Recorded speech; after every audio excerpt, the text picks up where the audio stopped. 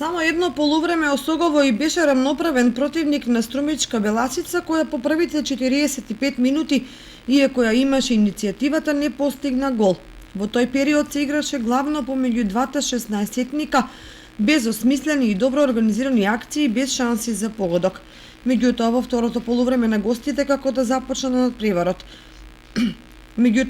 Во второто полувреме за гостите како да започна надпреварот. Прешалтуваа во поголема брзина и во финишот ја кронисаа надноќта со 5 ефектни гола.